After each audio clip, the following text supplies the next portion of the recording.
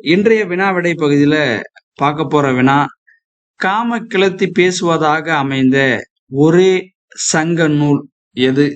இந்த வினாவ இன்னும் கொஞ்சம் வித்தியாசமா கூட கேட்கலாம். சொல்லக்கூடிய எட்டுத்தொகை நூல் எது அப்படின்னு கூட கேட்கலாம். அதுலயும் குறிப்பா இன்னும் கேட்கணும் அப்படின்னா அகநூல்கள்ல எது அப்படின்னும் கேட்கலாம். ஏன்னா வினாவை நம்மளா கேட்கணும்னு நினைச்சோம் அப்படின்னா எப்படினாலும் நம்ம கேட்கலாம். அப்ப காம கிளர்த்தி பேசுவதாக அமைந்த ஒரே சங்க நூல் எது?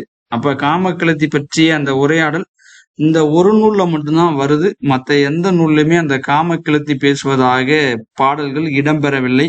அதுதான் அந்த வினாவிற்கான பொருள். அப்ப பாருங்க, option A Purananuru, option B Kalittokai, option C Ainkurunuru, option D பதிற்று பத்து.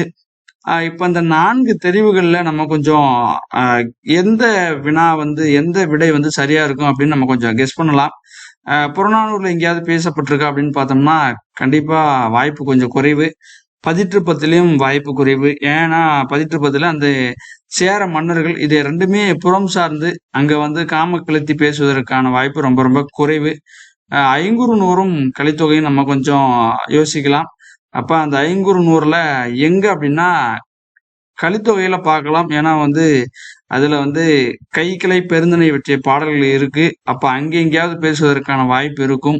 ஐங்குறுநூறுல அது மாதிரியான திணை தொடர்பான அந்த ஒருதலை காமம் பொருந்தா காமம் பற்றிய செய்திகள் இடம்பெறவில்லை. அப்ப இந்த கேள்விக்கான பதில் எது அப்படின்னா ஆப்ஷன் பி கலித்தொகை தான். கலித்தொகையில தான் காம கிளர்த்தி பேசுவதாக பாடல்கள் இடம்பெற்றிருக்கு. Option B Kalithogai. நன்றி.